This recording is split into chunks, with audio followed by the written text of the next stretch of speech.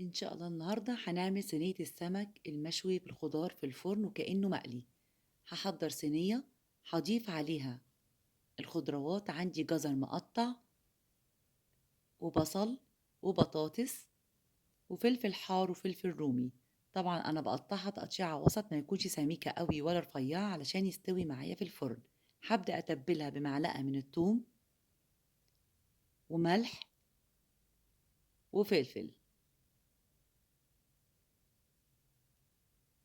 وهقلبهم كويس جدا مع بعض.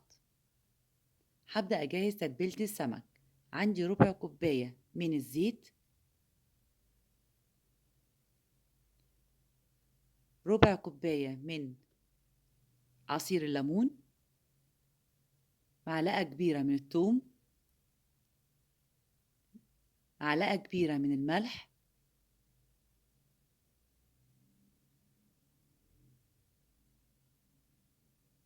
وطبعا الكمون هنا أساسي،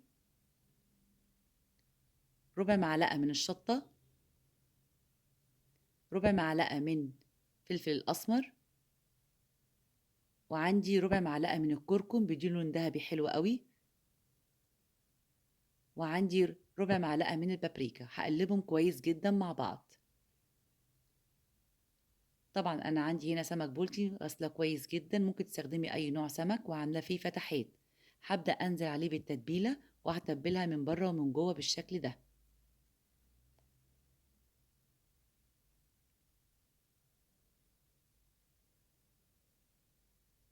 هبدأ أسيبه نص ساعة في التتبيلة،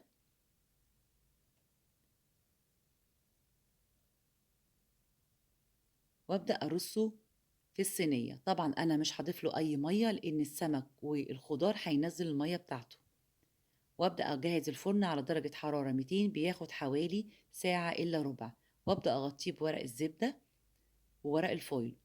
وأثناء التسوية، خلاص قرب على التسوية، بضيف معلقة من الصلصة على معلقة من الزيت وهدهن بيه الوش وهولع الشواية. هيديلي لون دهبي حلو قوي بالشكل دوت. لو عجبكم الفيديو ما تنسوش لايك وسبسكرايب وتفعيل الجرس علشان يوصل لكم كل جديد. شايفين معلقة الصلصة ومعلقة الزيت عشان لون دهبي حلو قوي ولمعة جميلة جدا. وكده أصبح معايا جاهز ومستوي كأنه مقلي بالظبط. وبالهنا والشفا.